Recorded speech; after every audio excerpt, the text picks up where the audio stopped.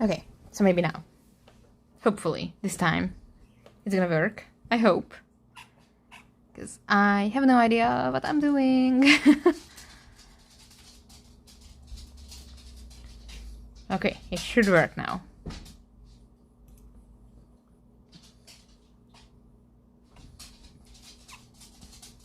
And of course the version working is where I just put in a key smash and some silly text, like of course it is. Okay, but now the real question is, can we switch over to Clip Studio? Okay, I'm gonna leave this here and we're gonna see. I wonder if I can edit at least the video title while I stream. Can I do that? Would YouTube let me that? Let's try. It's worth a try. I never done this before. I think that live streaming and me is just not a good match. Okay, so live drawing in the Q&A. Again, that's gonna be the title. Let's see if it works. And I wanted to put down the links, at least.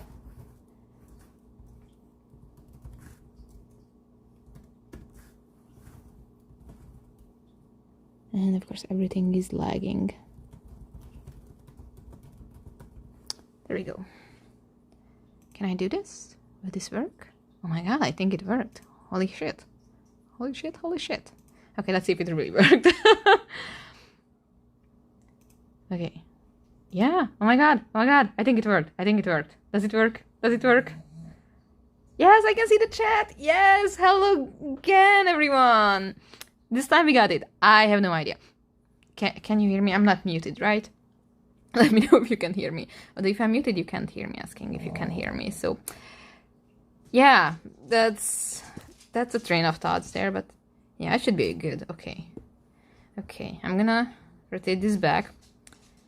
And, as usual, I'm gonna wait a few minutes for everyone to see that we're starting again and again and again, because this is like, I think, the 4th try today.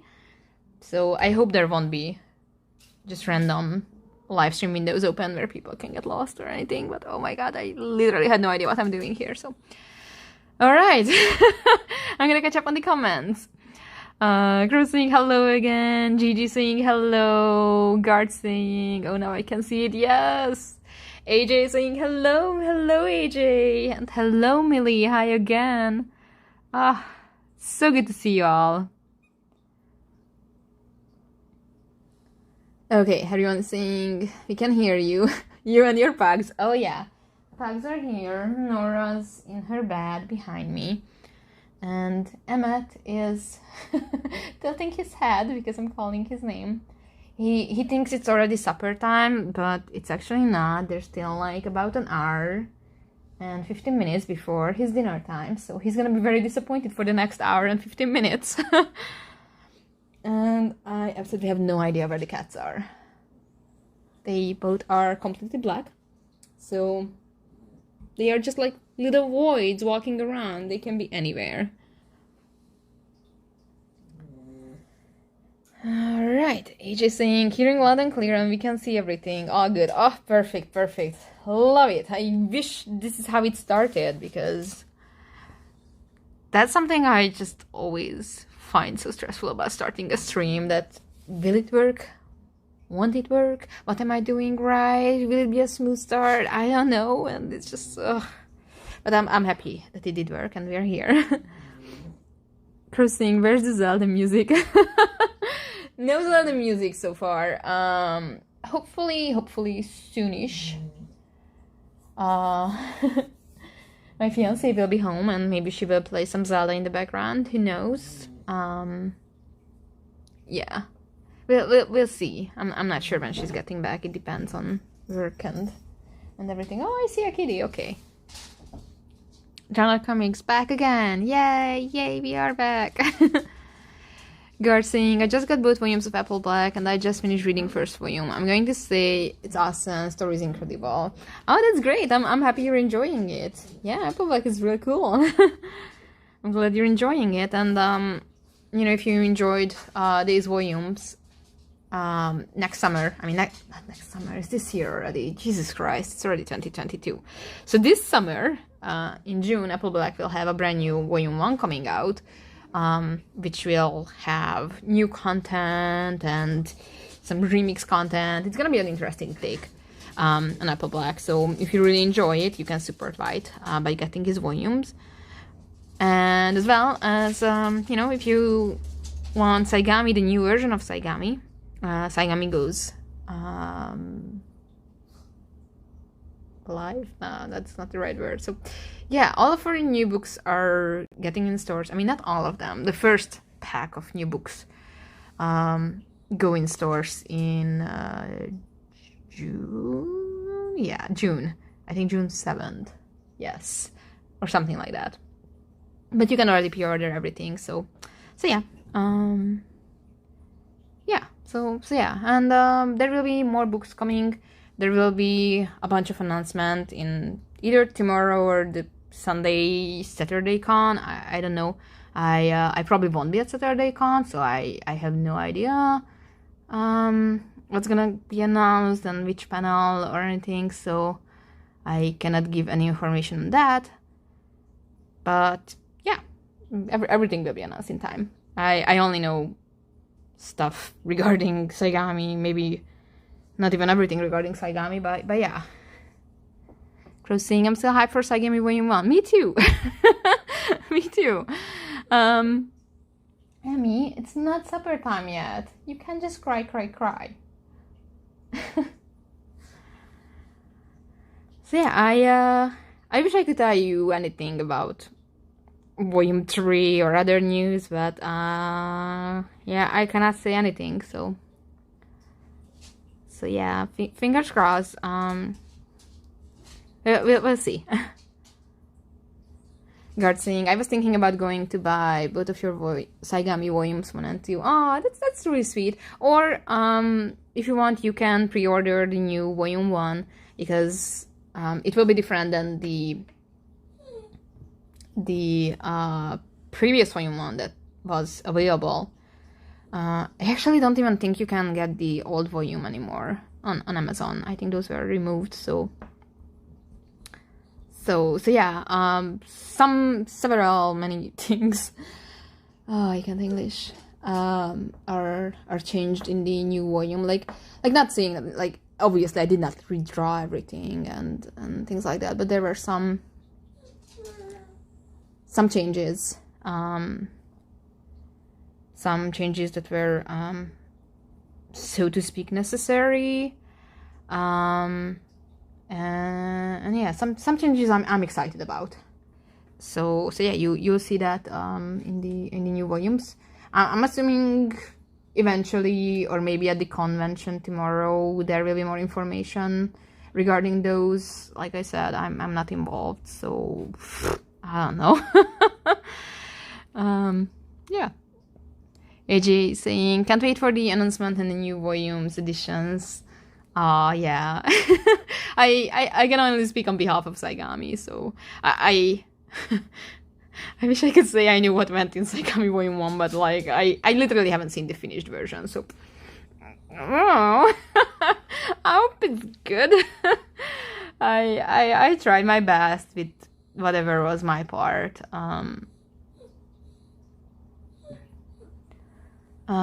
Crossing Saigami Volume 1 and 2 are still very good.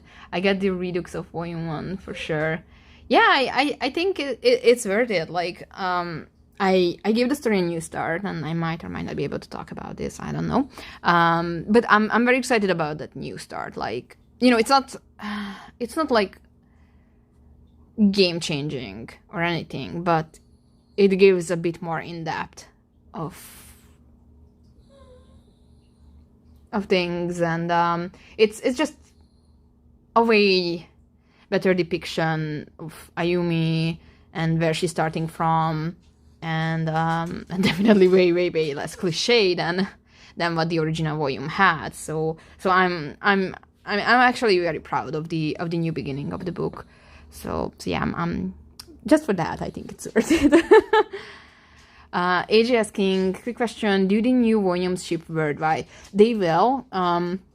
They will be available in several countries, maybe even some translations. I don't know, but they will be available on like all major book sites, Amazon, Barnes and Nobles, Indigo, Book Depository, you name it, and like all major book chains will have the books. So of course, if you're in North America, you can get the books probably in like most bookstores.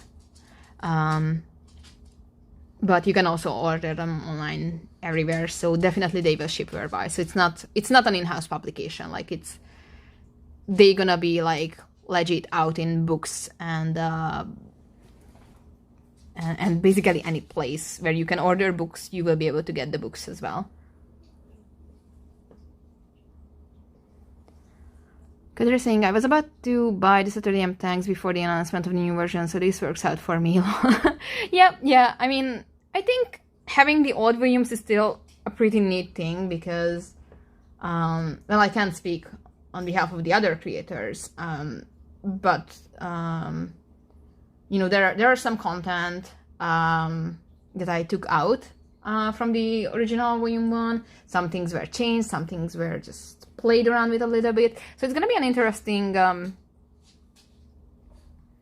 remix of content. And if you're a fan, or if you have a kick out of that, of seeing like what changed, why did certain things change, I think that could be an interesting comparison of how the old book fares compared to the new one. I personally always like those things, like like comparing a pilot to the later series or something like that. I personally like that. And in the meantime, I'm actually gonna start drawing a little bit while I catch up on the comments as well, because I guess that's what we're here for. So I don't have anything too special for today. I just have this cute little artwork for Killshot. So I'm just gonna work on this, little bit of inking and maybe a little bit of coloring if I have the time. Tonight's stream won't be too long, I think. But yeah, I see how far can I go. I actually started this artwork like a long time ago and I never finished it, so I figured might as well. So yeah, I'm gonna be working on this one. And of course, like usual, I'm gonna answer your questions and comment on things and everything. So I'm just gonna find my layer.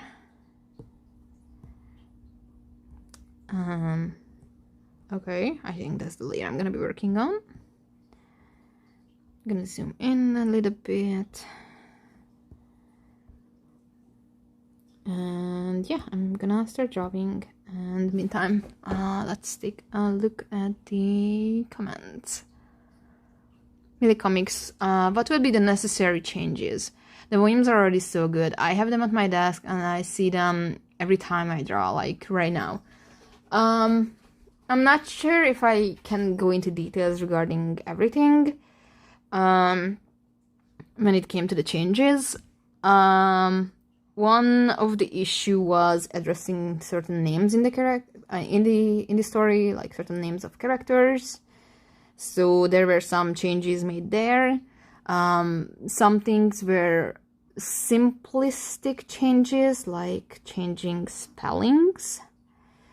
And some other things are more than that. Then there was the beginning of the volume. Like that was something I always wanted to change, because when I first started Saigami, I was like 15, 16, and I always felt like that the beginning of the story, just like the first couple pages, was like so cliche, and I was never really happy about it. And as I explored this story more, got to know the characters a bit more, I realized that there would have been so much more I could have done with the beginning of the book. So one of the big changes is that before the events take off, namely Ayumi getting the letter and ending up in Astria, we actually get to see a little bit more of her life before, different than it was shown before. I personally like that change. I think it gives a bit more to her character right from the beginning. It will show her whole place in the beginning of the story, and why she will do certain choices going forward. So those were definitely changes. There were some changes that were asked of me and I either didn't have time or just did not agree to do. So you know, there would have been way more to do with this book, but time was limited, and yeah, there were things that I personally thought that I don't think that's the kind of story I'm telling here. So yeah, but there were certain things that I had to change, but I'm not sure if I can address that just yet. Maybe later, once the books are out or things are a bit more public about it.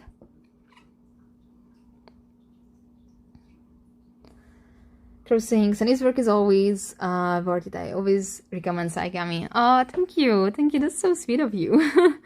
Well, I hope I won't disappoint. There definitely would have been more things to improve on the story, and of course, you know, it was like kind of tempting to redraw certain things, because let's be real, many of the pages in Saigami are gonna be like 8-9 years old. So, you know, obviously I grew as an artist during the years, so there would have been fixes. Obviously I didn't have the time for that, so it's not like I redraw everything, but there were some quality fixes, at least I think. So there's that. Coder saying, you got me intrigued. Guard saying, I do got Microsoft Surface Go 3 tablet, and this is my first tablet. Oh, that's a good one. I actually tried one once, and yeah, that was interesting. Like, it's pretty good. Like, I really enjoy the fact that it's like a Microsoft, like, it's basically a laptop, kind of tablet.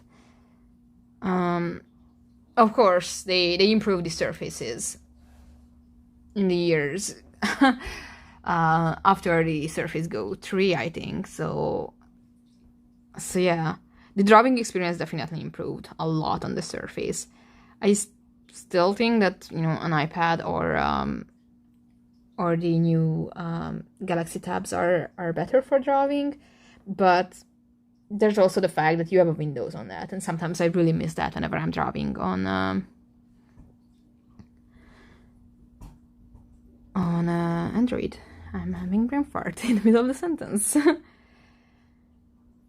Coder saying, yeah, they be collector's items now, aside from being useful for comparison. Yeah, exactly. It's you're absolutely right. They're gonna be like special things that only like hardcore early fans will have, because yeah, as far as I know, the old books won't even be available anymore. So yeah, if you have a copy, you get something special.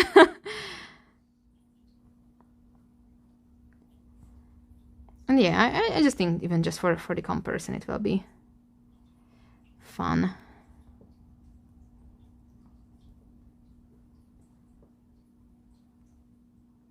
I'm so zoned in, I have no idea what I'm drawing here, so I might do some fixes later. It's always kind of weird whenever I pick up an artwork that I literally haven't touched in such a long while, and sometimes just like, what the hell am I even drawing here? But then again, it's just a fun, cute little piece, so not much pressure going on with this.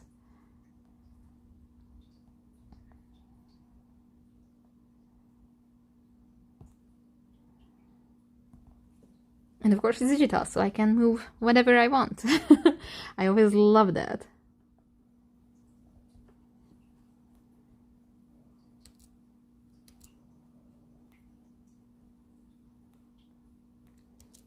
And right now my inks are kind of rough, but I just fix things up as I go. I'm not sure if it shows or not, but my sketch was kind of rough for this. Like, I absolutely didn't draw in the details. Like, hold on, let me actually remove. Like, yeah, I absolutely did not draw the hands. I was just like, yeah, that's just gonna be it. That's what I'm gonna be drawing there. Something. I will figure out the hands as I go. And yeah, that really shows, but I can fix it up later. Coder, spoiling who's Amasha gonna end up with? I mean, Killshot, or at least when it comes to Amasha and Alina's story, it was never my intention to set up a scenario where, oh, we have our main character, who she's gonna be end up with. Is there gonna be a love triangle? Is there gonna be this and that? I personally prefer a good slow burn that's just two people just slowly finding their way to each other over a, oh my god, who's gonna be it? So, you know, I think, I mean, if you just look at my artworks when it comes to Killshot, I think it's pretty obvious from the beginning that, you know, I, from the very beginning, planned to have a big focus on Amasha's and Alina's relationship. So, you know, take it a spoiler, it might not be, because it's not really about, you know, oh my god, who's gonna be the chosen one? It's a story that's about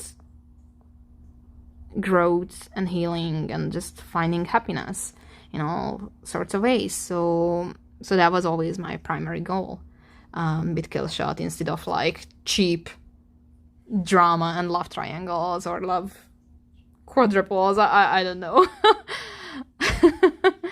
So yeah. Okay, I'm so far behind on the comments, so let me just catch up a little bit. Crossing, oh, the art looks so cute so far. Oh, I'm happy you like it. Yeah, I personally like this piece. Like, it's just cute, and that was basically just my goal. Our Dragon saying, hello, well, hello.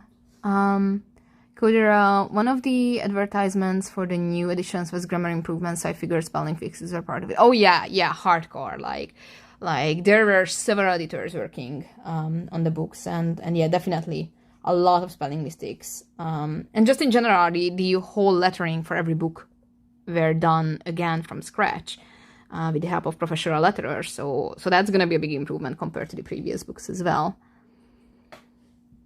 Oh my god, we have Kurt in the chat. Oh my god, hey Kurt, I'm happy you made it. If you by any chance don't know Kurt, he's amazing. You should check out his YouTube channel. It's super fun. And hi Matt. And I draw a lot of crazy fun stuff for it. Like things you would never see me draw. On my videos, or probably not even in my own manga series.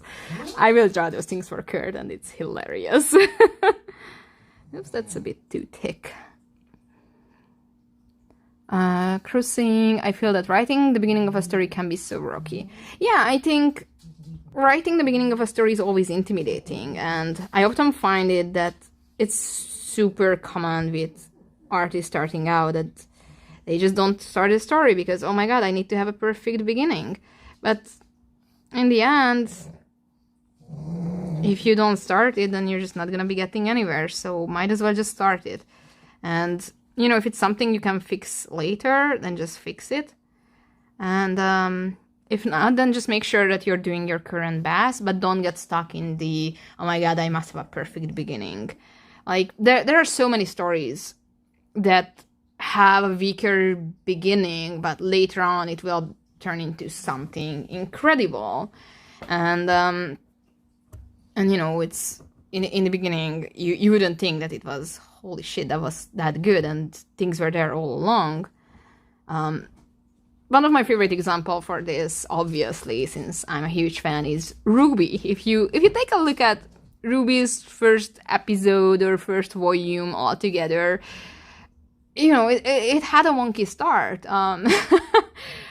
But at the same time, the story went on and it became something incredible. And the later volumes gave the beginning of the story even more depth, and it's just mind-blowing to me that, holy hell, the bigger story was there all along, and what you thought was just, you know, a random narration in the beginning or something is actually way, way more, and it's super cool. So you know, don't let perfect be the enemy of the good. So just get started, and you know, it's all part of the experience. Not sure what kind of pens I'm drawing here.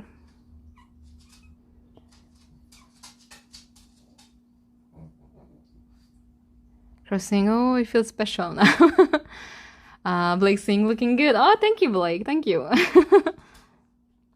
AJ saying, gotta cherish those original copies, both for value and memories. Yeah, I mean, there's gonna be nice memorabilia. Like, I think it just really shows that you were one of the OG Saigami readers, that you have those old volumes. Libravic saying, hi Sunny, how can I get my inks to look more traditional? Tips? There are certain brushes that can really help you get that more traditional feeling. I personally like to vary the brushes I use. What I'm using right now is actually my brush. Sponsored by me. No, it's a brush I created by trying to imitate how a traditional G-pen would work. But in the end, I think it really comes down to line quality and the pressure sensitivity. I personally prefer. Okay, so I'm gonna show this brush that I'm using. I'm gonna change the size a little bit bigger.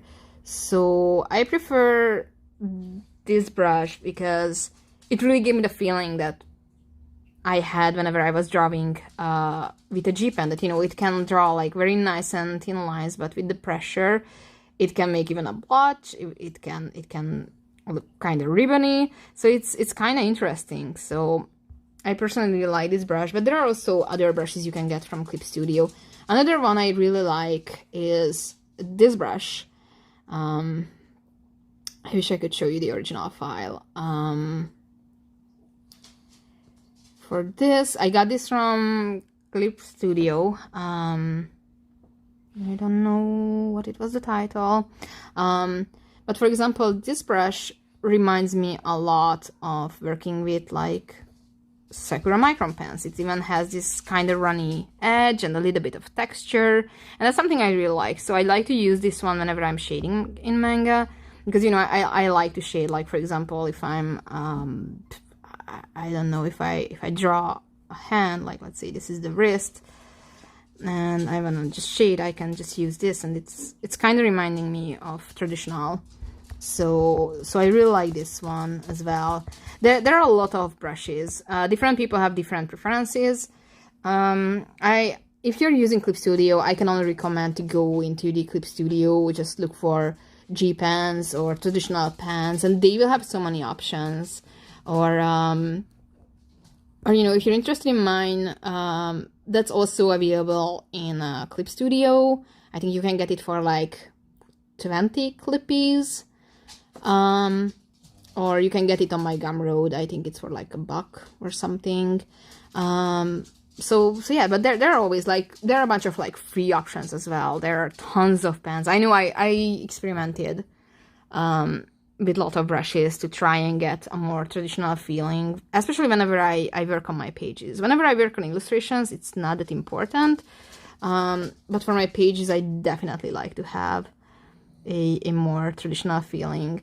And of course, I also try to just keep doing my habits that I had with real inking, like shading with hatching, or filling out certain areas so they are black, and so on. And I think those really can help to make it look more traditional. And of course, you can also use certain filters, maybe give your lines like a papery texture. That also works for coloring. So there are lots of options you can do to try and create a more traditional feeling. I don't think it will be ever the same because it's kind of still different, but you can get like a very, very similar end result. And you know, sometimes maybe someone who's not that experienced, they might not even be able to tell the difference between traditional inks and digital inks. It really depends on style and how you're doing your line work. Mecha Bunsy Bunny saying, yay, it's Sunny drawing. Yay, it's me drawing again. It's nice to see you. Oh my god, it's always so much fun whenever names I know just pop up, and it's like, it's kind of like a class reunion, except that I don't exactly know people, but you know, it's all the familiar names, and it's really nice, and I'm always super happy to see you guys. Where was I in the comments? Libra Week also, how is Miss Margaret? She's hopefully doing okay. I think she will be home soonish, hopefully. You definitely will hear that. Like, you guys are not ready for the moment she enters the house and the dogs go nuts. Like seriously, if you want to hear something super crazy, just wait for it. I hope she will be home soon. I know she should be done with work, so hopefully she'll join us soon. It was also her birthday yesterday, so it was really nice. We still have some plans for the weekend that I'm very excited about. But yeah, if you happen to follow her on Twitter or anywhere, you know, you can still wish her a happy birthday. Oh, hey kitty. No, Jasper, no. Jasper, no. It's one of our cats, Jasper. He's very cute. He's very cuddly, but he's also the naughtiest. So he often just tries to steal my pen that's in my hand. I kind of wish I had a camera because it would be fun to see these things. I will need a reference for Alina's shoes because I literally have no idea. Or maybe I'm just gonna... it doesn't really matter. I can just draw whatever shoes. Cheeto saying, hello, well, hello. Kudra saying, lol, yeah, I figured I've seen all the art you have of those two and I was messing around. Oh, yeah. Yeah, hold up the sarcasm sign. Yeah, so, you know, I think with certain stories, like, there are a bunch of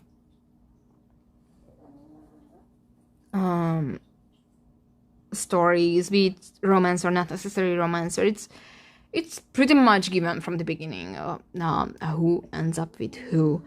And yeah. Emmet, those are cars. We're not barking at cars, sir. Emmet, come here. Be a good boy. Yes, be a good boy. You don't need to protect the house from cars. Yeah, you tell him. Where was I in the comments? Guard saying, I got to go, but I hope you guys have a beautiful day. Before I go, I can draw your rosy Saigami if it's okay for you. Have a nice day. And yeah, of course. You know, I love fan art, so if you feel like you want to draw any of my characters, just go at it, and I will be super happy to see it. So if you upload it on social media, you can tag me, and I will be super happy to reshare it in my stories. These lines, I have no idea what I'm drawing here. Oh, I know. Okay. We're gonna figure out the details later. Like, I really like to do rough sketches, but at the same time, they can be so confusing when it comes to inking, and I have no idea what I'm actually looking at. Crossing. Oh yeah, the perfect beginning doesn't feel worth it if you're struggling that much. Yeah, exactly. And I think a well-written overall story is just more important than a perfect beginning, so to speak. So, or at least that's what I like to think. Like, even if you look at like series, shows, you name it, it's often that the start is super weak and it catches on later. Or even in books, like sometimes the first chapter is just like, what the hell am I reading?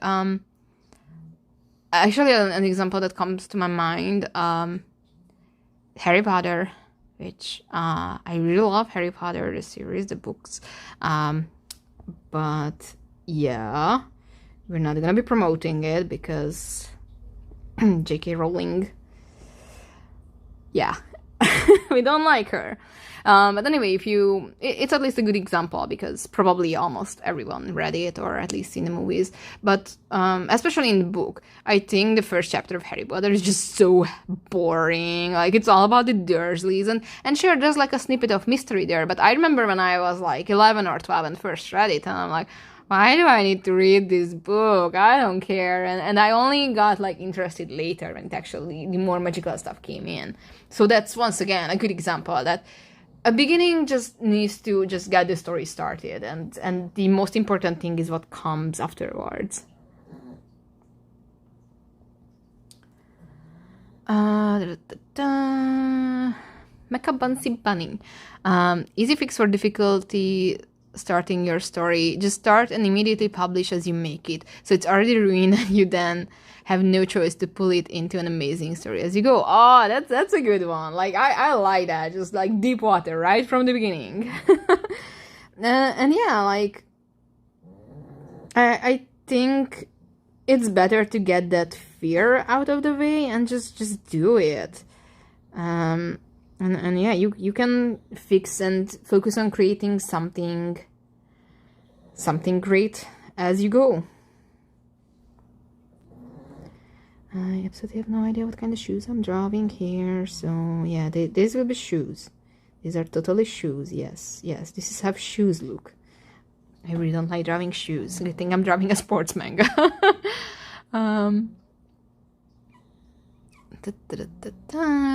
Crossing. I'm an OG fan. You sure are. Ignite and kanji. I cannot read, although I'm pretty sure the first one is the kanji for dream. In a Hungarian comment, oh my god. Szia Andi, sikerült elkapnom végre egy streamet. Super! Oh my god, it's so weird to speak Hungarian in a stream. It basically just says, hi me. Finally I could get one of your streams. Kodera saying, there are very few starts to stories that are so bad you shouldn't do them. Yeah, like, you can't really mess it up that bad. Like, you would need to... I don't know what you would need to do. Like, do all the cliches, like, oh, my name is, I don't know, Raven Blackhair Disturbia. I'm an ordinary 16 years old girl until suddenly things changed when I saw the vampire. Or something like that. Like, like, you don't want to go for, like, super cliche things. But at the same time, cliches work, and they are cliches for a reason. But as long as you're, like, actually trying to tell a good story, you cannot mess up your start so badly. So it's just, just do it. Like, I can guarantee you, if you think your beginning is not as good or it's bad, there are probably published or filmed or released works worse than yours. So just do it. Like, don't let the fear get in your way. Yeah, I really need to fix up these shoes.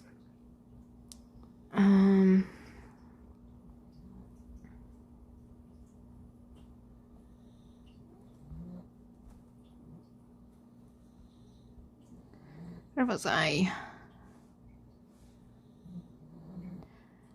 Millie Comics asking, are you ever afraid to not being able to finish your series? It gives me anxiety when it comes to my own manga. I try to not think of it too much. Like, I'm already dealing with a lot of anxiety. Like, so I try not to really think of that, you know, will I be able to do this? So I try to focus more on the present. I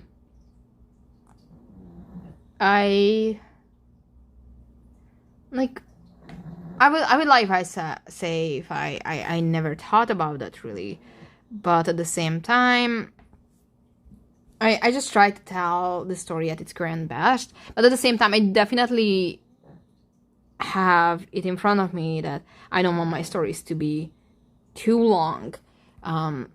Like I remember when I started out, of course, you know, just like every beginner creator, I thought that yes, sure, I'm gonna do it like, you know, Naruto and One Piece, and I'm gonna have hundreds of chapters. I won't. I literally will die before that is possible. So the moment I came to terms with this, and I realized that I don't need to tell too long stories, I just need to focus on telling good stories, that kind of gave me a peace of mind, I think. And yeah, I just know that I have these stories right now and I want to focus on them, and the rest will come. I try not to think too hard about it, because there's been a time when I was like really on a really low point because of my health, because I have certain health conditions that, you know, at one point I was questioning that, you know, will I even live to be like, I don't know, in my 50s or anything? So how much time do I have? But yeah, I didn't want that fear to get in my way. So I just wanted to focus on telling good stories as much as I can, the best with my own abilities, of course. And yeah, the rest we'll figure out when we cross that bridge. And in the meantime, I just make sure that I'm not trying to jump into something that's like, I know I cannot finish. Like, I would not start up a series that, yeah, I'm planning this series to be like 600 chapters, because I know I won't finish that. So yeah, I just try to keep things more realistic and in a tamer planning for the future, and we'll see the rest.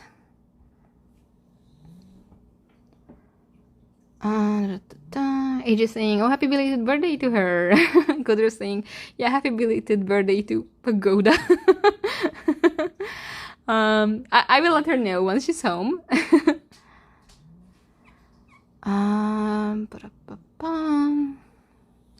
Where am I? I always get lost in the comments. I'm really bad at this. Coder saying, I'd say one shouldn't be too worried about the start unless they're worried about getting cancelled because they can't pull readers or something. Yeah, I mean, obviously you want a beginning that will get you results if you're in publication, or you know, you're self-publishing, and yeah, sure, it does matter because you want to hook your readers, but it's not necessarily all in your first chapters. Sometimes it is, but it depends on your platform. For example, you know, look at Webtoon. Usually people post the first 3 episodes of a story, and it's even after the first 3 episodes then the platform offers up that, hey, do you want to subscribe to this? So it's kind of like you have all those first 3 episodes to give it a shot. And it's very rare that it's just solely on your first chapter.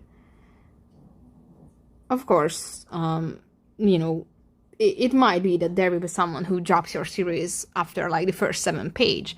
I'm pretty sure that's what I read in an interview with a Japanese editor at one point, that they tell the creators that, oh yeah, you have to make something big happen in the first 10 pages, otherwise your readers won't get hooked. But, you know, that's such a cutthroat market, and you're not necessarily facing that. Like, you might not. It's kind of hard to tell. It really depends on what platform you're going for. But, yeah, if you're just always stressed about the results, that can really, really hinder you of actually, like, trying to do what's best for the story and not what's best for the sales. I personally really don't like whenever a story is just tailored to make sales, and it's you can feel that it's just fabricated. And I personally really don't like that. Now there are people who definitely will disagree with me on that regards, but that's just my way of thinking about things. And now I'm just going back and forth in the line art and trying to fix things up a little bit. Thank God for vector layers, because some changes are super easy. I'm not really happy about Alina's legs. Kinda feels weird, so I will try to fix certain things up here. Like, yeah, actually like drawing in this part of her leg. That definitely will help. But yeah, I'm gonna make some minor fixes, and maybe I will start coloring a little bit.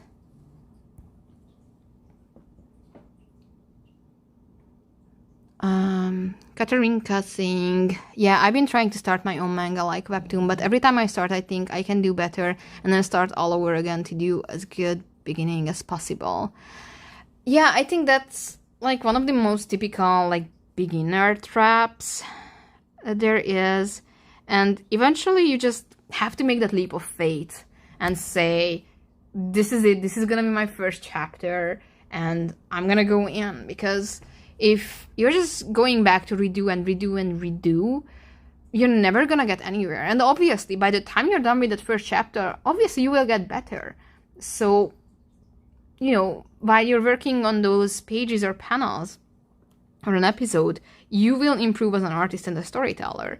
So, you know, obviously you can do better, but what is your goal? Do you actually want to tell this story? Then accept that first chapter and move on. That first chapter was done at your current best when you were working on it.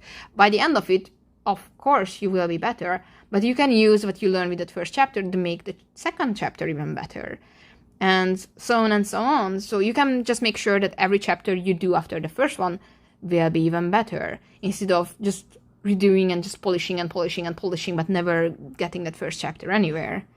So yeah, there's just do it. There shouldn't be fears holding you back like that. Just do it. I know it's like so easy. Like I'm literally speaking of experience. I think I read Saigami's first chapter like 6 different times, and eventually I just reached a point where I was like, this is it, we're gonna roll with this. Of course, now I might sound like a hypocrite because I just read it like the first few pages of the first chapter.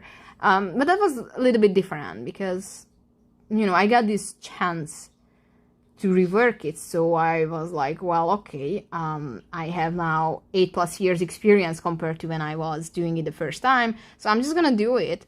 But I still kept most of the first chapter because I still think that, yeah, that was my best at the time, and this is okay. I will just make sure that the rest of the story going forward will be better.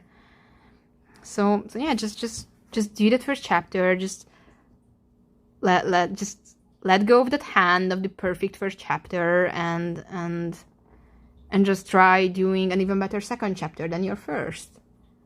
That's just how it is. I will, in the meantime, try to figure out which layer is the ball. Okay, this layer is the ball. Okay. Got it. What they're saying, but I mean, everyone tries to make a good start anyways. Like, yeah, obviously, like, your goal should be making it a good one. Like, you don't want to just have, like, a half-assed start. So you still should be aiming for quality, but you need to know when to stop polishing that first chapter. Because eventually you will be in a loop that you're just polishing, but you're not getting anywhere. It's like, if this was like a video game and you just got stuck at the first level, just grinding and grinding and grinding, but you're already at like, I don't know, level 80 and you're still just cutting down slimes. So yeah, sure, you can do it now more efficiently and better, but you still didn't go anywhere. that was probably not the best example, but anyway, I'm just gonna roll with that. And, you know, I personally like to go and look into first chapters of manga series I really liked. And one of my absolute favorites and encouraging example for this is Rave Master. Like, holy shit, Rave Master's first, like, even first volume, not just the first chapter, it's just bad. Like, the art was bad, the story was, like, so stupid. Like, the first chapter was super stupid. But, you know, it got the story started, and eventually it became an iconic... Oops, sorry. I'm making weird noises. I'm sorry. What the hell was that? Oh, that was my stand. Okay. So, you know, it became an iconic shonen series. And yeah, if it wasn't for that super wonky first volume or first chapter, it wouldn't have gotten started. So, at one point, you just need to get it done and accept it that, yep, this is it.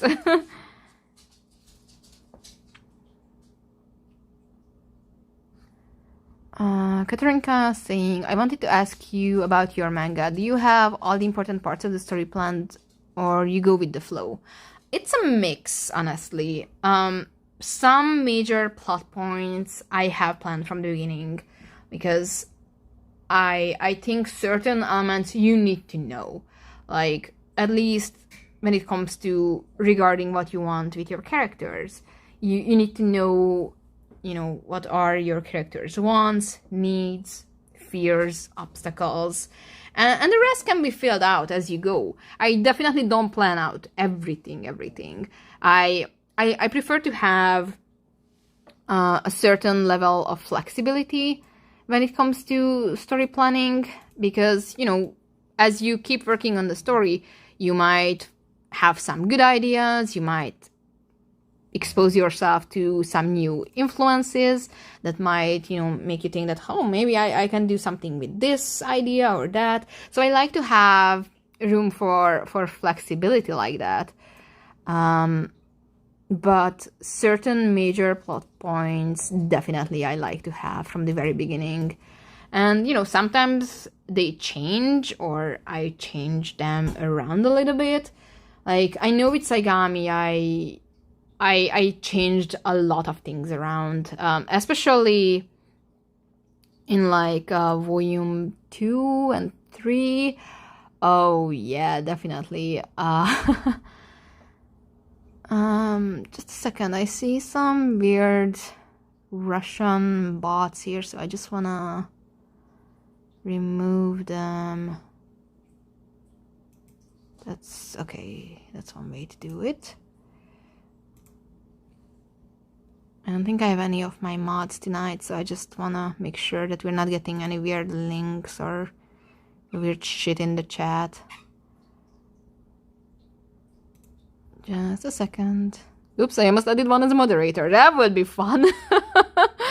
Oh my god. So yeah, but, you know, different artists work with different methods. I know certain people like to plan ahead everything and just follow the master plan, and others will just wing everything and nothing is really made up from the get-go. I think both methods are great. You know, some people work with an even more different method. It's all up to what works for you and what kind of story it is. Because, you know, if it's like a slice of life story, or, you know, it's a romance or a drama, then you can basically do anything with it. I'm not saying it's like a soap opera, but you literally can do almost everything. But when you have, like, a system in place in your story, then you also have to make sure that whenever you're making, like, new elements, or, you know, you bring in, like, a new system, or adding, like, a new nation, if it's like a fantasy thing, you need to make sure that it still fits your original word, because sometimes you can really feel that something was just added later on in the story and it just feels out of place. So I definitely would recommend trying to avoid that. But, you know, as long as you can actually make it feel like a natural extension or addition to the story, yeah, just go for it. Oh, that was a big snore, Nora. That was nice. And I'm trying to actually make this shoe look like a shoe. And Nora's snore, snore, snore.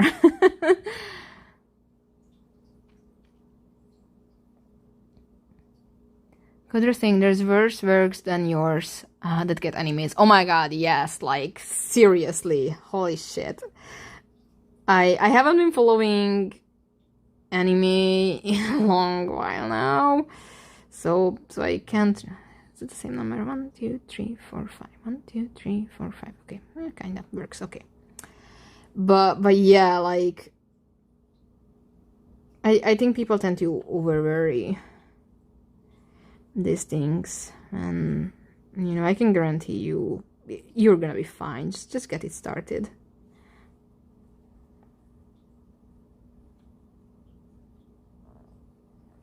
Drawing shoelaces is like so boring, but when you do it right, it can be so satisfying. And ever since I started to draw in vector layers, it's been so good, so good.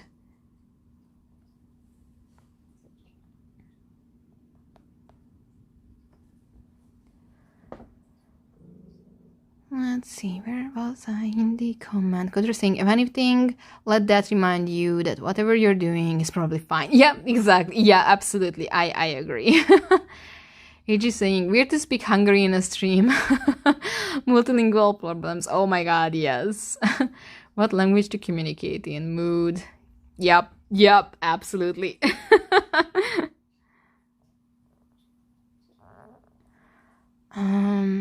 AJ also saying, good stories are definitely better than long ones. Even a short one shot can be incredible. Exactly, and I think, well, I can't really speak on behalf of manga and anime, although I think we're seeing changes there too. I think it's starting to become more accepted that something just has to be good and it doesn't have to be like never ending. Even with like series and everything. We're seeing a shift, like seasons have less episodes, but it's also quality episodes. And even with anime, like it's less and less that we see anime like, say, you know, Dragon Ball or Naruto back in the day, that it's just fillers after fillers because they don't have the material, but they have to keep it running. I think that was a great change that many anime now come out as a seasonal anime. And it just changed the game for the better on so many levels. And I'm just trying to figure out my shoelaces.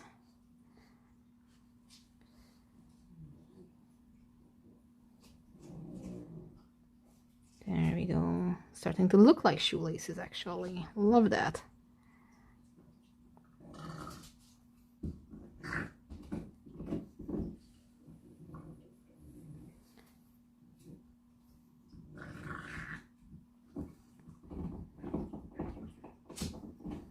Okay, good enough. I can touch it up a little bit here and there.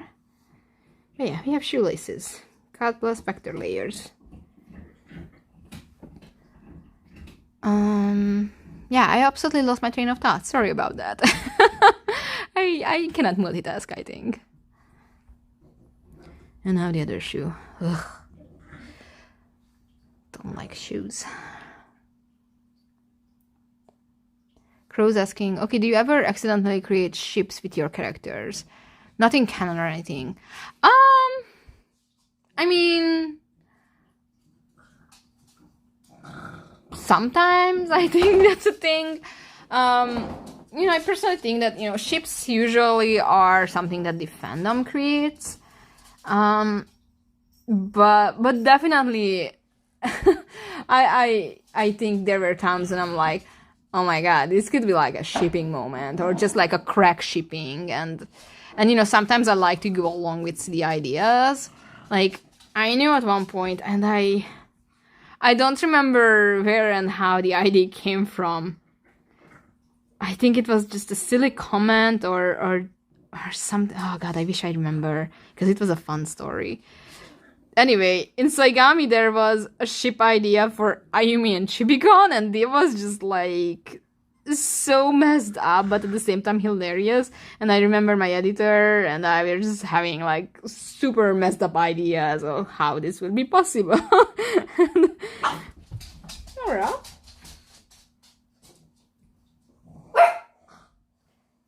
It's okay, Yummy. The dogs are restless a little bit.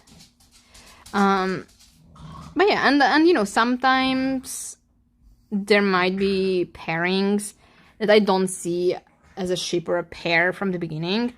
But then as I explore the characters, I'm like, actually, you know what, this would make sense and they could work. So once again, improvisation as you go with the story, and you know, some characters I figured out that yeah, actually this could work, so we're gonna give this a try. I'm gonna include more scenes with them that might be shipping scenes maybe, or just, you know, just having more chemistry with the characters and just giving them a bit more opportunity to interact with each other, and I see where it's going. So, you know, sometimes I don't necessarily have a ship set in my mind from the beginning, but as the story goes, I realize that yeah, actually this could work. So yeah, anyway, maybe it's an accident. Yeah, kinda, sorta, I guess it's an accident. And sometimes it's that thing when the story just writes itself and the characters just mesh together really well, so why the hell not? I think that's like a fun aspect of creating characters and stories. But even if it's not like a romantic things, sometimes I find it super exciting when I find characters that just work together so well. And I think for me that was especially fun with Killshot, because in Killshot I have a big cast right from the first chapter, because obviously it's a sports team. Of course I try to... Shh. It's okay. How about you, sir, get away from the window where you can see those big nasty cars and just settle down. Yes. So yeah, in Killshot, you know, I have the main characters, which is like 12 characters for begin with, from the team, the coaches, but I also had to join some extras for the tryouts. So I immediately have like a cast of like 20 plus people for the first chapter. So I try to make sure that I'm only, whoops, where did that line go? That I'm only focusing on just a handful of characters, mostly on Emesha, obviously, since she's the main character in the first one, but I also try to like sprinkle in interactions with other characters. And in the meantime, I found it that certain characters I really like to write together because they just have like this fun connection that I can play with. For example, one of my absolute favorite scenes in Killshot's first chapter, no spoilers because you can go and read it. I'm not sure which issue. I think it was the second issue. Yeah. No, maybe it was even in the first one. I absolutely don't remember. It's fine. Anyway, when you first see the team of the regulars, and there's just this little scene where diggers of the team are just messing around with each other. You know, one of them is like calling Emesha shorty, and the other ones are immediately like, you know, you're the shortest in our team. And they immediately start to just have this fun little banter. Hey, Jasper. And that was something I really enjoyed, and it immediately made me start thinking that, okay, I need to think more about the relationship of these characters. And I'm not talking about like necessary shipping here, but you know, like, how can I explore this in the story going forward? Like, these characters are people who possibly known each other for years, so that was like a very interesting thing to think about for me, of how I want these connections go forward in the story. And you know, many things I leave open. There are so many options and possibilities where I can take certain characters. So it's just very exciting for me. It's like German shoelaces is kind of like matte and I don't like it. I'm gay, I can't do math.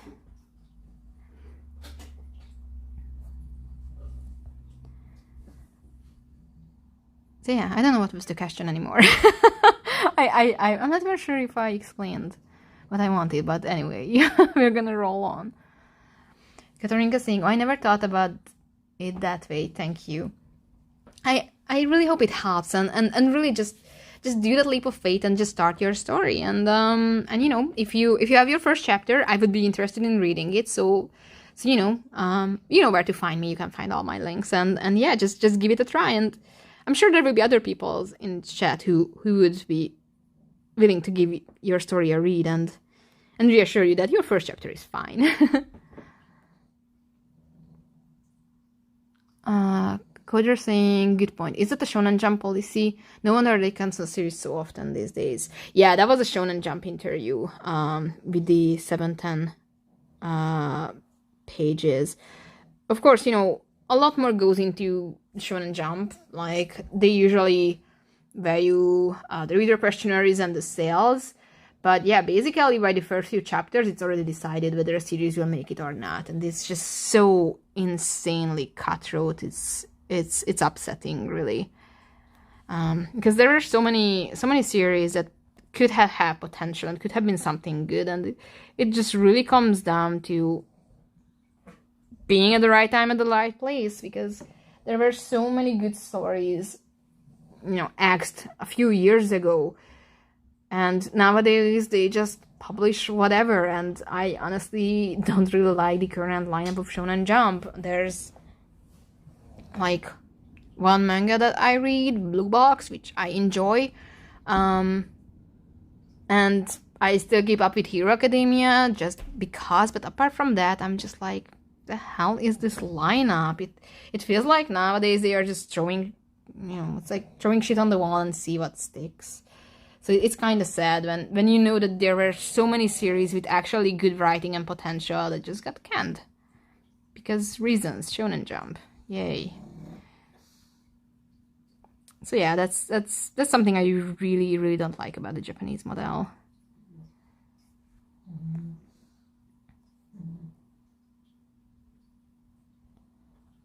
Oops, nope, that has to stay. Okay, that line has to go. Yeah. Still trying to figure out shoelaces. It's gonna be worth in the long run because it actually will look like she has shoes on and not just a stump of a leg. No, I need to fix this here. And yeah, it's good. It's sort of kind of shoe looking. I still prefer Amesha's shoes. I really like that kind of shoes. I actually had a shoe like that, and that's what I based it on. So yeah, that was a good reference.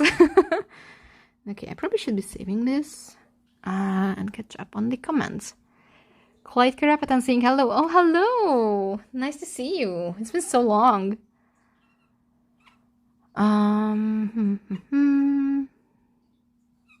Where was I? Oh, I am absolutely in the wrong place in the comments, am I? Yes. Because they're saying, oh, and as for super long stories, One Piece, Hajime no Ippo, etc. are exceptions. Most super long stories drag because of their length, and personally I can tell when certain arcs are just half. Yeah, like, I think there are stories, like, sure, One Piece is a story that works, like, it can be literally that long, and it works because with every new island, it's like literally setting up a completely new story on its own. So, honestly, One Piece feels more like an anthology or collection of stories than just a story on its own, but yet it has an overarching plot and some twist and all, so yeah, but I think those are examples not to be followed, because if you have a too long story and you can't finish, that's just, like, super sad. Like, if you think about Berserk, it's super sad that the creator passed away and the story was never finished, even though, you know, it was a masterpiece and it was really something else, but at the same time, now it's just an unfinished story, so it's just sad. And yeah, it's no worth making a story be long just for the sake of making a long story. I also need to fix up this shoe because these lines are absolutely not at the right place.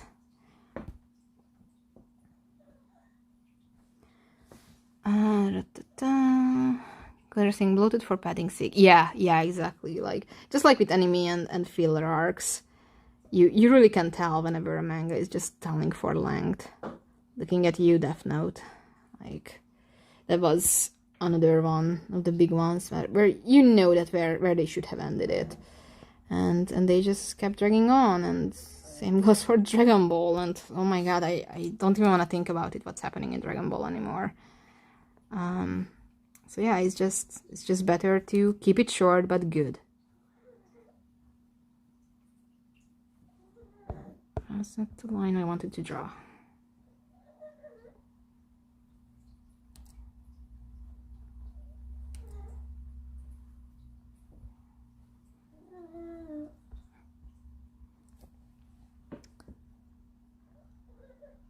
Clyde saying, yes, Remaster was also a good memory for us. Yeah.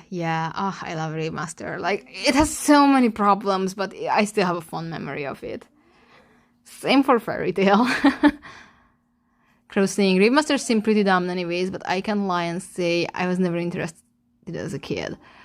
Like, yeah, it was dumb and silly in so many places, but whenever the story went serious and had actually the guts to have depth, I loved it. Like, most of the good stuff was never animated because it was just a super short anime.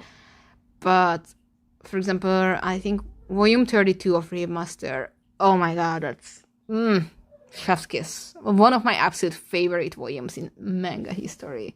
It was so good, so good. Oh, loved it. Clear saying, I still have to read Remaster. I heard it's better than Fairy Tail, which is good because Fairy Tail was pretty whack to me. I mean, I like Fairy Tail. Not saying it wasn't a disappointment, especially towards the end. Remaster starts out way wonkier, but at the same time, Remaster had the guts to be darker, and like in Remaster, characters can die and they will die, and it was really nice that there was no safety net for the characters. So that was something I personally really liked about Remaster. Of course, there was always like so many bad things about it too, like the super stupid silliness. Some of the character designs are just like, what the hell am I even looking at? And of course the usual Japanese, fan service and casual misogyny. It was there, alright, but at the same time the show had heart, and most importantly it had balls, and I feel like Mashima definitely lost those balls by the time he started doing Fairy Tail, because Fairy Tail would have been so much more better if he actually had the guts to actually make like casualties in the story, and not just, everyone is saved by the power of friendship. That's bullshit. I still have to get back into Eden Zero because I started reading it, I was kinda indifferent about it, and then I reached a point where it started to get interesting, but then it was like kind of weird, and then I just stopped reading. So I really need to get back into it because I'm interested where it's going, and I definitely want to give it a chance. But yeah, we'll see. Okay, I think I'm done with my sketch layer mostly, sorta, kinda. Yeah, let's say that's good enough. Okay, I'm gonna take a second to just sip.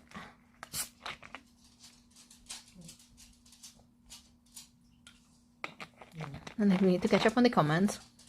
Oh my god, also, Mountain Dew Spark or whatever this is. It's raspberry lemonade, and oh my god, it's so good. It's so good. Oh my god, I love it. Anyway, not sponsored. I just like it. Katarina saying, thank you so much. It gave me courage and inspiration to draw it right away. Aw, do it. You should do it. Like, for real, go for it. And now I have a problem that I actually don't have my color palette for Kill Shot here. Do I? No, I don't. So I'm gonna figure out what to do. But first I'm gonna catch up on the comments.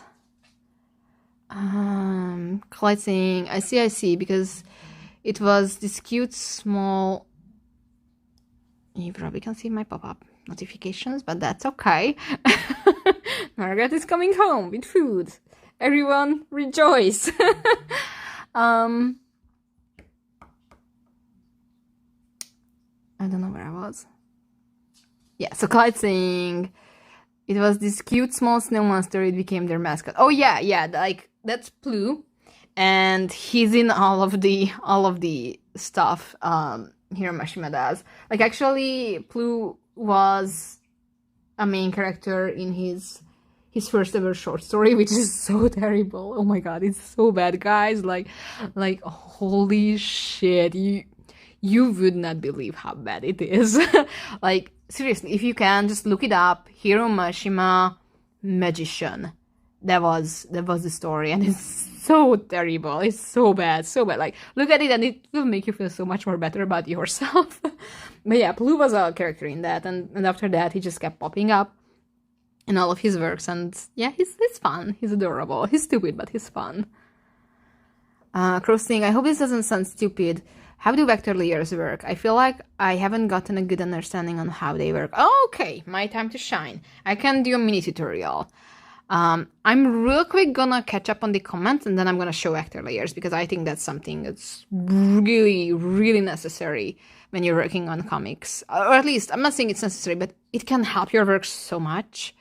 So, okay, vector layers. I just need to catch up. Where am I? I'm already lost in the comments, guys. I'm so bad at this.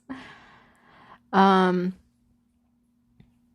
Bouncy Bunny is saying, especially long stories can easily become epically massive open world games. The substance of the story spread invisibility and over a giant world filled with mostly nothing. Yep. That's so true. Absolutely true. Kodera, Ayumian, what? Saigami has crap ships, okay? We have crack ships and we support it. JRR, oh, nice to see you here. So true, keep moving forward. Oh, forgot I'm behind on the stream. I'm referring to keeping on with the story even if the first chapters are rough. Yeah, absolutely. Shh, Emmet, we're trying to have a very important discussion here. You're not helping, young man. Okay, I'm gonna let him out so he can bark.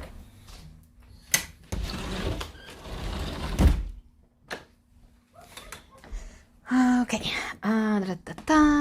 Where was I? I'm just saying, gotta say goodbye for now. Enjoy the rest of the stream, everyone. Have fun. Oh, good night. Yeah, it's late in Europe. I'm sorry, guys. Like, I'm trying to find...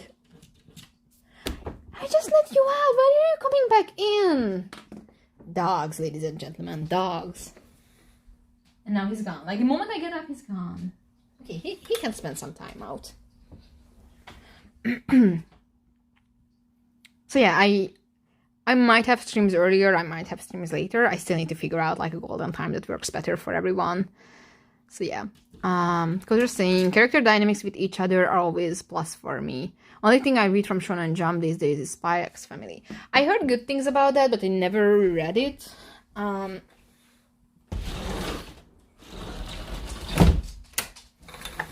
Emmett is back in the house. But yeah, I personally like character dynamics. Like sometimes I feel like that's even more important for me than the actual like originality of the story or like a great plot. Like sometimes I just enjoy a show that just like characters connecting. Crossing, I mostly draw Converse style shoes. Other shoes seems to be detailed for me. I used to do that a lot. Like it was either like fantasy boots or Converse. Of course, with Kelshot, I try to like up my shoe game a little bit. Originally, I used reference images for Alina's shoes too, just not for this image. But in her original character design, this one was a proper shoe. I just didn't really follow up on that. But MS's shoes I'm really happy with because those rubbery drawstrings are so much easier to draw than shoelaces, and I really like it. And I personally like those shoes too, so yeah. Ignite saying, but now the situation is a lot better because of Jump Plus. It doesn't have a limit like the printed Shonen Jump, and you have more freedom as a creator. Like, you can try a lot of new things. I always remember Bleach first when it comes to editorial pressure. Oof, yeah, Bleach's ending was just bad. That was just sad, absolutely sad. Then I will see if I can find... No, I probably don't have images for kill shot, but I'm gonna do the vector anyway, so yeah. I will be drawing right away. Kodera saying, oh, you don't have to tell me about Fairy Tail Lacks of Death. That was a big part of why it was back to me. Yeah, it still hurts. It could have been so much better. Damn it. Kodera saying, problem designing shoes? Clearly you need a lesson on drip. Yeah, I think it all comes down to references. Also, I'm just seeing that I haven't really finished inking my suspense here, so let's just do that. Okay, so let's look into vector layers. So most importantly, you create vector layers with this little button. So you have your new layer here, new raster layer, and then you have your new vector layer. You can tell it apart easily because raster layers will look normally like this, and your vector layers will have this little square and the cube in it. And basically, I don't know terminology, so this is gonna be a wonky as hell tutorial. Well, it's not gonna be a tutorial, it's just quick tips. But the most beautiful part about vector layers is that, for example, I'm gonna be drawing a face. Beautiful. And say I wanna do like spiky hair, because why the hell not? And I don't know how to draw properly spiky hair or whatever. This is terrible. And what you can do with vector layers, you have a tool in your eraser folder called the vector eraser. I usually like to set this to like 1 pixel. And what happens is when you have lines crossing each other, you can erase your excess lines. So this is like super helpful whenever it comes to, for example, hair drawing or any lines. It's also like super helpful when you're drawing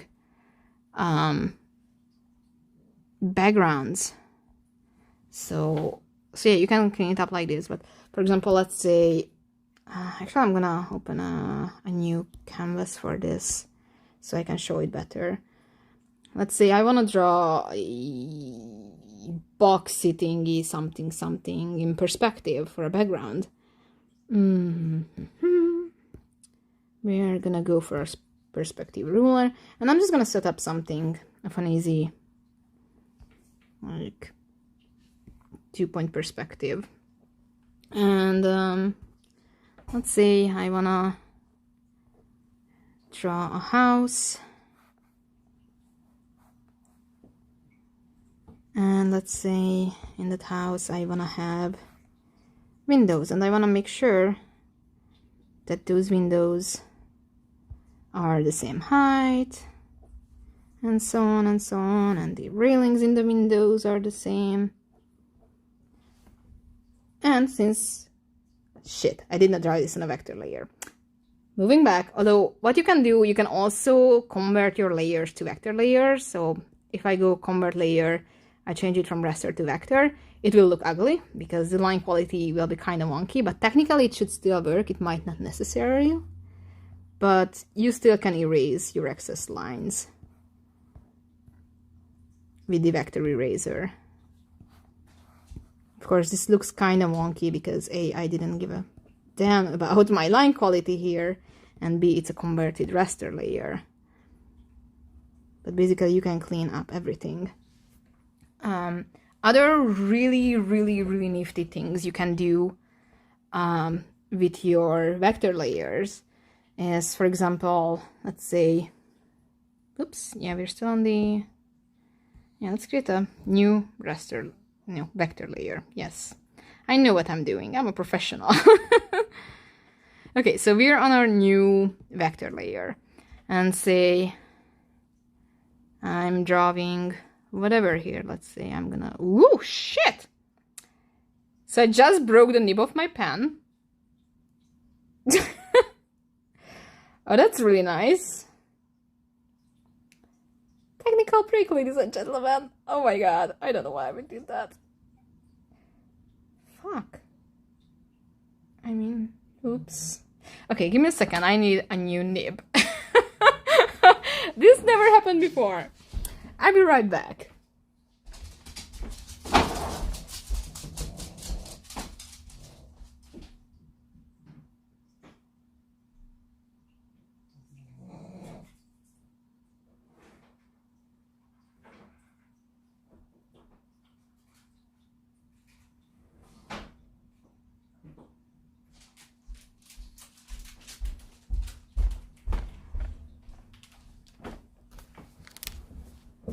Can you sense the mild panic in the air?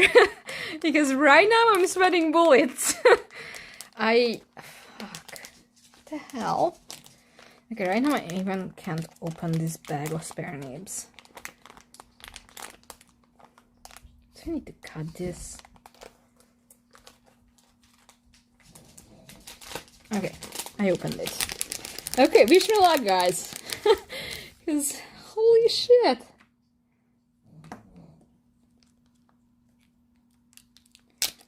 This is not how I planned this stream to go.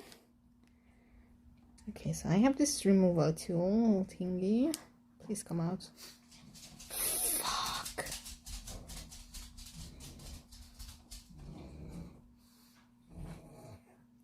So, my nib is so broken that it got stuck in the pen and I couldn't remove the nib. I mean, I removed the top of the nib.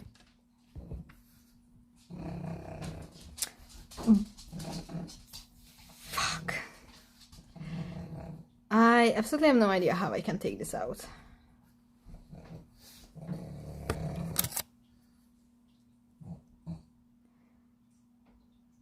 This is not how I planned this live stream to go.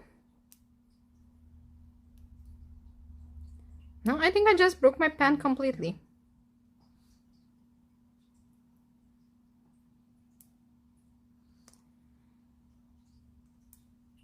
Shit.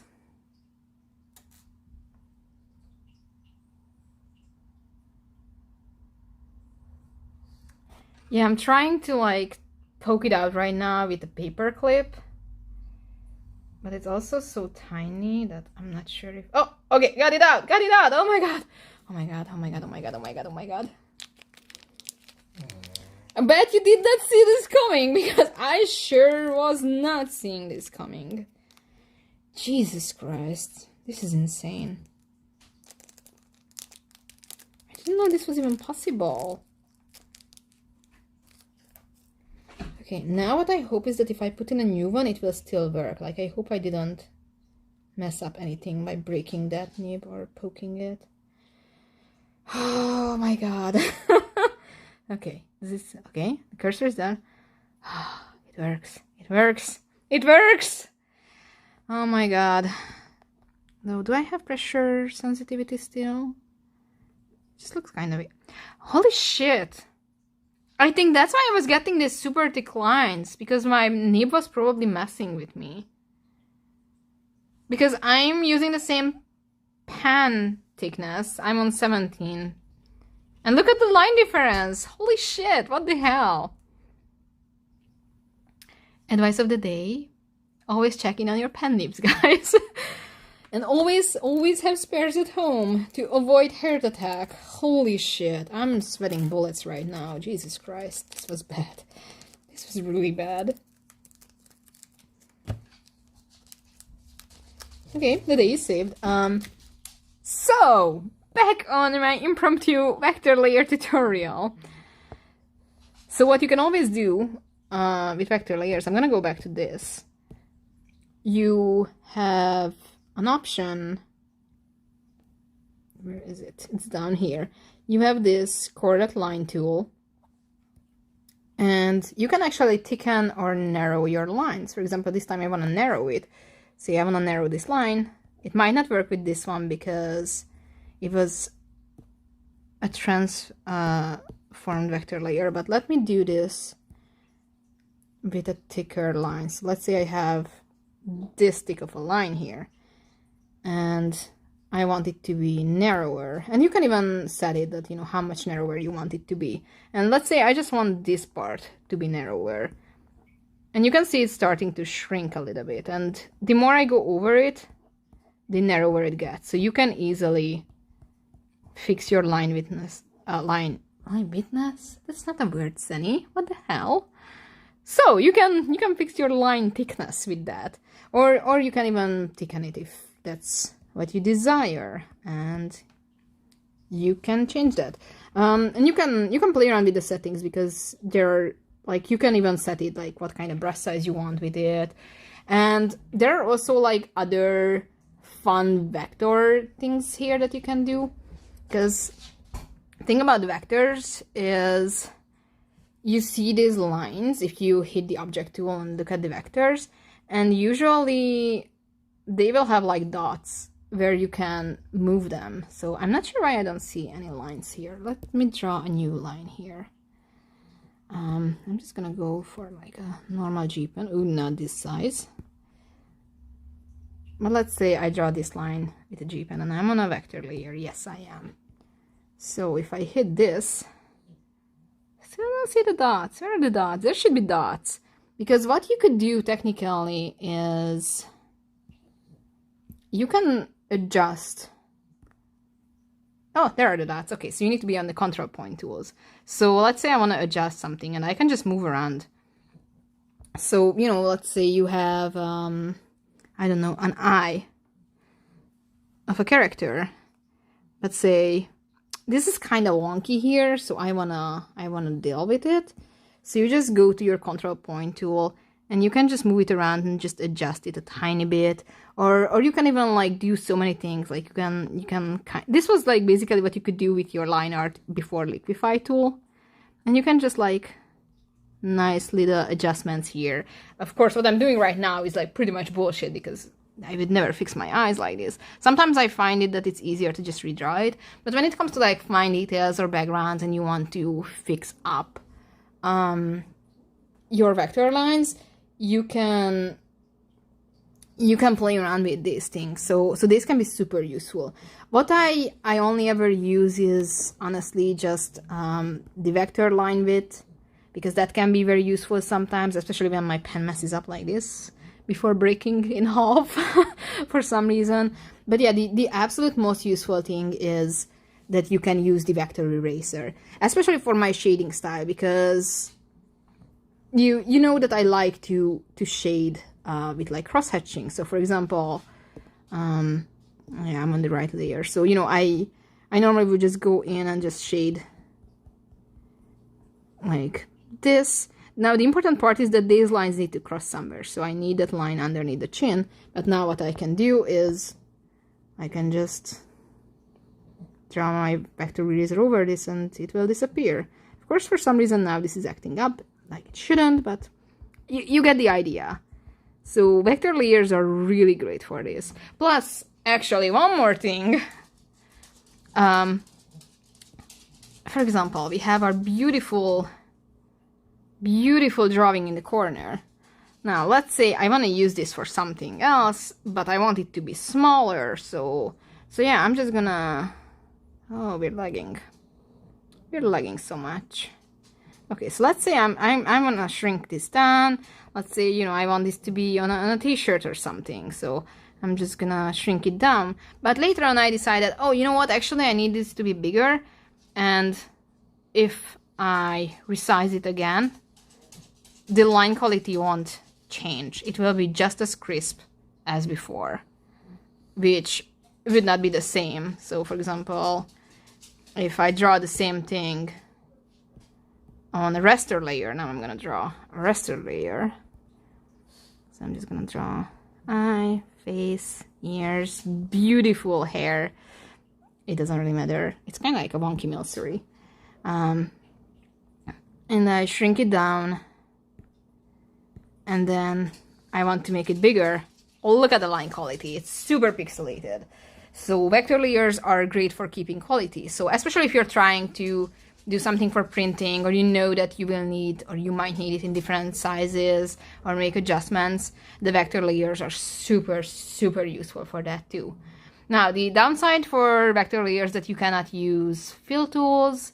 It's mostly for lines. So for example, you know, I like to use a lasso fill. You cannot use a lasso fill. You cannot use a paint bucket tool. You cannot use those tools on a vector layer. But for line art, it's just chef's kiss. It's perfect. So now I'm gonna erase these things and and catch up on the comments. So yeah, there are all the oh no, oh no, oh no.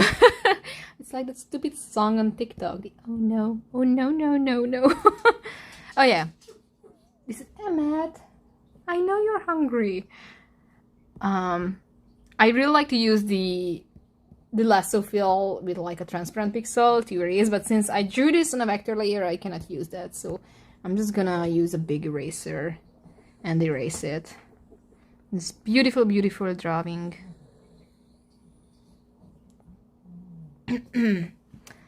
I love the oh no, oh no, oh no. Yes, yes, yes. Oh, love you guys. Back in business. Always have a backup pen. Yup, seriously. Like, this was not a lifesaver because I probably would have had an emotional meltdown or emotional damage if this didn't work out. I still probably will need to like fix it up a little bit because yeah, I'm not sure. It kind of feels like it's intuitive, but that's okay. GG. That concludes the mini heart attack of the stream. Like, for real, like, Jesus Christ. I think my pulse is only starting to get back to normal because that just terrified me on so many levels because I still have, like, other stuff to work on and I don't even know if you can, like, buy a pen separately. Like, the pen with the Galaxy Tab came with a tablet, so I'm assuming you probably can get a replacement, but I don't even know how much it is or where to get it, and I was just going through, like, all phases of grief at once. It was bad. Mecha Bunsy Bunny. Well, it's 5 a.m. The manuscript due in half an hour, and you break your only stylus for your only drawing tablet. Good times. Oh my god, don't even. Oh, yeah, that's terrible. Oh, that's nightmarish. Like, at least I still would have had, like, a B option, because I still have my my XP Pen drawing tablet, and I could plug that up with my laptop, but my laptop is dying on me, like, so hardcore that I literally can't really use it for drawing. Like, Shit, no, don't come back. Go away. So yeah, but yeah, this was bad. Dragonis, what's the worst thing to do as an artist? Oh, that's an interesting question. Let me think about that for a hot second. I think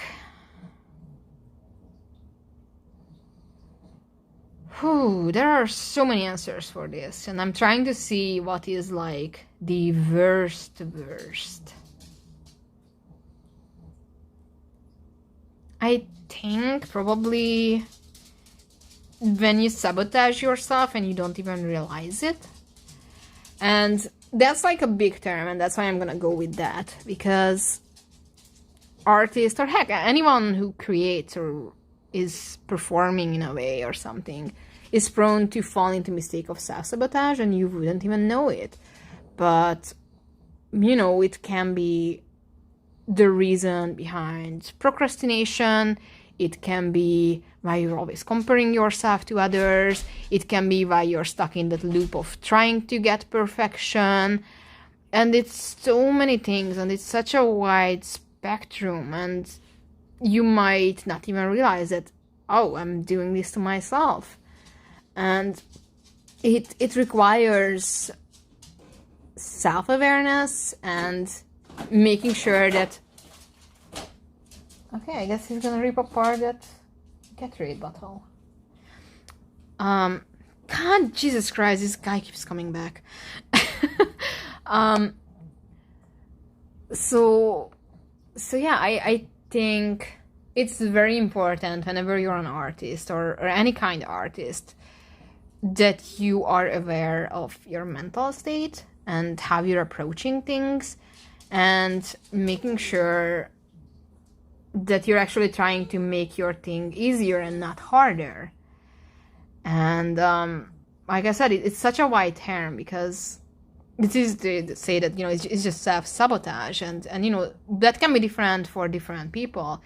For some people it's coming from fear, for some people it might come from imposter syndrome, from some people it might be just seeking validation and not necessarily getting that validation, and it's just that never-ending chase of what you're looking for in art, and it all can result in you actually actively messing yourself up over it.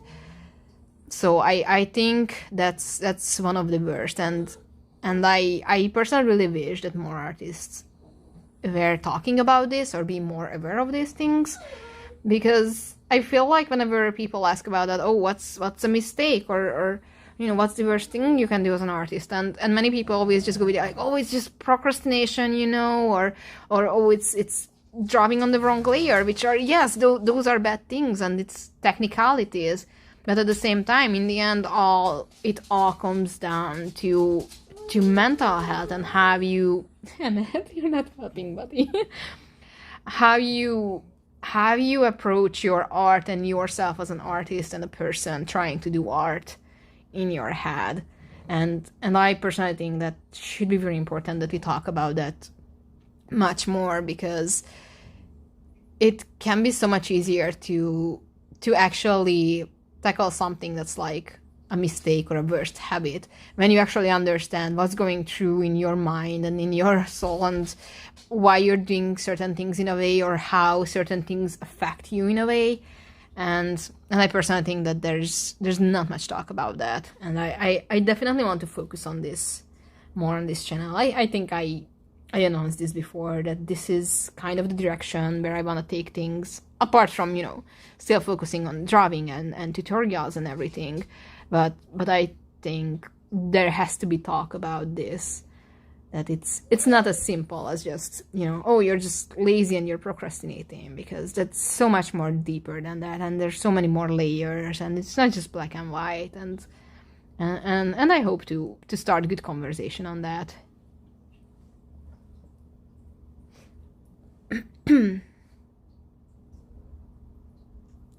Yeah, Gigi saying having a fear of messing up. Yeah, like that's once again something that's in your head, because yeah, it's kind of frightening that, like, what do you seek in art to begin with? Like, are you doing it for your happiness? Are you doing it for seeking validation? Are you doing it in chase of results or money?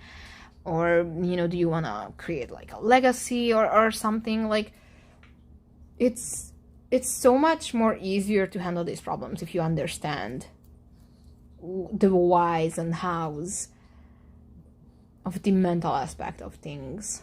And yeah, there's always a lot of fear, always a lot of questions, and yeah, I personally find it really, really interesting.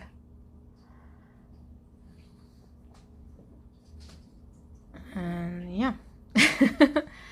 Ricconi is saying, Sunny, high five, stop, high five. Like a Bouncy Bunny saying, I feel like selling NFTs would be a pretty bad, unethical thing to do as an artist. Oh my god, yes. Don't do NFTs, kids. Like, don't. and it's just sickening to see it everywhere, and it's bad, and how artists are preyed on, and it's just ridiculous. I really, really hate NFTs. Like, I honestly, I didn't even go after it, like, trying to look up whether my art was stolen or not, because I'm just like, I don't even wanna get into that, because it's terrible, it's just disgusting, and it's, yeah, it's bad, man. Monitor Comics saying, hello, Sunny, hello, nice to see you here. Gigi saying, Pag demands more food. Yeah, they are hungry, but at the same time, their mama will be home very soon, and then we can feed them. Plus, technically, they had a late lunch, so what you're hearing right now is just tantrum, because they shouldn't be that hungry, because they had a big, nice late lunch, they had snackies. They are just very dramatic. Like, they are pugs. They know how to be dramatic. Rikoni is saying, all my homies hate NFTs. Good, as they should. They should. It's so bad, and like, you don't even know how bad it can be. Like, I just keep seeing people, or heck, even like designers or bigger name artists, just writing about their experience with NFTs, and you just can't do anything about it. If your art is stolen and it gets minted, that's it. You really cannot do much about it. Like, you can make a DMCA strike, but most of the sites are just like, yeah, it's beyond their control now, good luck. And yeah, like, I'm in several like Reddit threads, which is like, you know, for artists for hire and commissions and all that stuff, and it's disgusting to see how many people are like, yeah, I'm hiring an artist for NFTs, I will need 200 of this ugly zombie monkey, and here's my budget. And artists are jumping on it because obviously there are so many artists in need of work and money, and they will just take anything, and they don't even think it through that, dude, you're getting scammed right now. Like, sure, you will get, like, I don't know, god damn it, why does it keep coming back? So whenever I touch my screen, I usually tap it with 2 fingers for some reason, even though 1 will be enough. And double tap, I mean, finger with 2 taps. No, 2 finger taps. Yeah, that's the word. Is my undo. So this ugly thing keeps coming back every time. So yeah, where I was, yeah, it's quick money if you're an artist and you're actually commissioned, but I think that's like the rarer things to see that people actually get paid for it. Like, most of the time it's just art getting stolen and just minted without you ever knowing it, and it's just disgusting. Mega saying, I grew up with a couple pugs. They truly wonderful dogs. Aww, they are. I love them so much. They are our babies. They just have such big personalities. I love them. Crow saying, NFT, more like NFP. Riconi is saying, it's terrible for artists because stolen stuff, and then it's doubly bad for the environment when we already got problems. Yeah, exactly. Like, Jesus Christ. And this is just a scam. Like, it's just money laundering, and people don't know about it. It's just painful. Like, is this how it ends? Like, really? Like, there could be so many cooler ways to burn down our planet, but we're really doing it with ugly monkey pictures? Really? This is how we go down in history? It's just insane.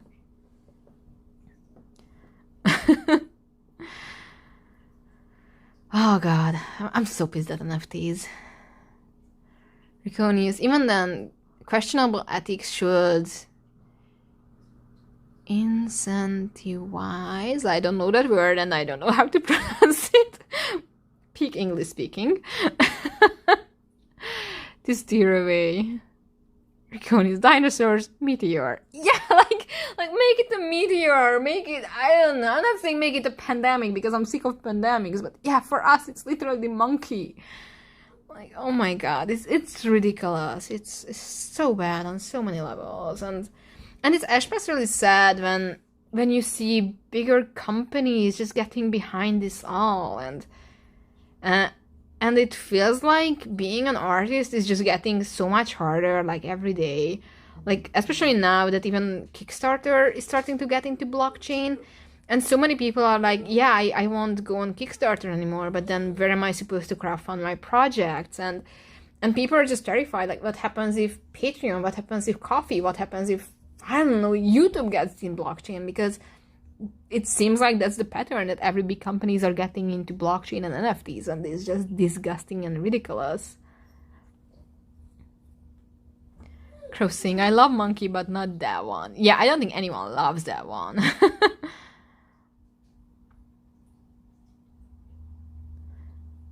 Mega saying the bored apes look like the exact kind of art that will be loved by cynical dudes down at the vape shop. Yeah, that's, oh my god, that's the most accurate description for this. Literally. Oh my god, so true. Okay, well, I'm catching up. I mean, I'm not catching up. I already caught up with the comments. I'm so good. I'm just gonna do some shading here because I don't have a reference image with my base colors for these two, but I can still start with some shading, so that's what I'm gonna do.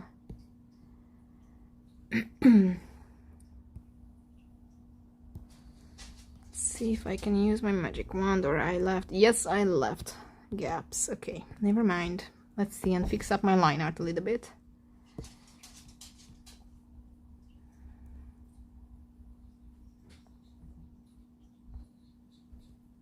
And the worst thing you can do as an artist, not having a clean enough line art and making your job harder. I'm so messy, even with my line art. Like, sure, sometimes I have clean line art, but I have a terrible habit of leaving gaps in my line art and not finishing it. I think I'm getting better when it comes to illustrations, but whenever it's my manga pages, I always have the gaps. And it's just not good when you want to color. Like, it doesn't really matter when it's in the comic, but for coloring, it's not good at all. Oh my god. I think Margaret just got home, and you guys are not ready for the pugs. Although now that I announce it, they probably won't do it, what they usually do.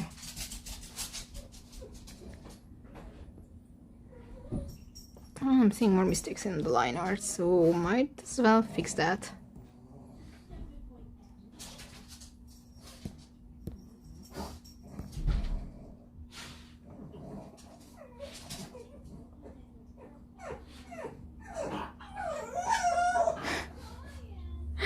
I'm not sure if you guys can hear it, but they can get very loud.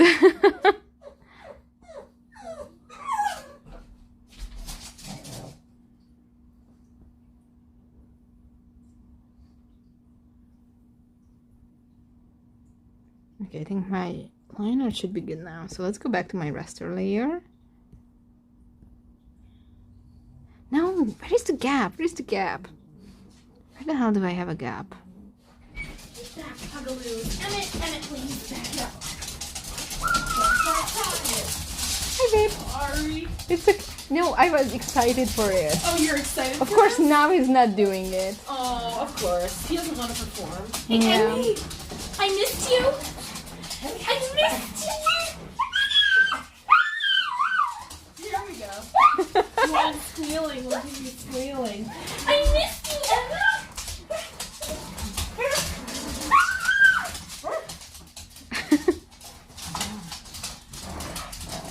He's quiet today. He is. I'm disappointed in him. You know that he's on camera? Well, Yeah, maybe it's stage fright. I don't know. But they're saying the dog happy as hell. That dog happy as hell. It sure is. He's the happiest boy right now. Oh, my happy boy. My happy girl. Happy pug noises. Ouch. No. What are you doing?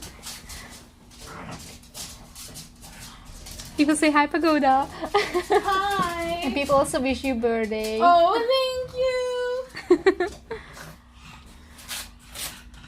And I'm still trying to figure this out. Oh, they look so cute. They're so good. No, you. Emmy. Okay, so that was not the performance I was expecting from the pugs, Are you but hyping it up? yes, I was, because it's always so funny. But now he wasn't as loud as he normally gets, so maybe next time. So, now that Margaret's home and the pugs are hungry, I am hungry. I think I might Dad. Emmett. finish the stream because everyone is hungry. Everyone's checking out the roses. Yeah. Damn it! Stop that. And things are just gonna get like noisy and kind of chaotic from now on. Get out of the bag! Kristen, you two look so cute on Twitter. Aw, thank you. Oh. So, yeah. This stream didn't exactly go how I planned. But it was still super fun and I'm really happy that we got to do this. I definitely plan to do another stream next week, hopefully. Maybe it's just gonna be one stream because I plan to drop another video. And yeah, meantime, in the weekend, there's gonna be Saturday Con. Like I said in the beginning, it looks like I won't be there due to lack of invites, so yep, that's it. But you know, you can go and support your favorite Saturday creators and check out the news. And yeah, if you want to support me, you can find my links to all social media, Patreon, everything, pre-order link for Saigami if you want to get the new volume. And yeah, this was super fun. I'm really happy you guys were here for my emotional brain breakdown with the pen. This was super fun. And yeah, I'm looking forward to doing the next stream. So thank you very much for joining me tonight. Stay safe and keep on doing art that makes you happy. Love you guys. See you next time. Bye bye.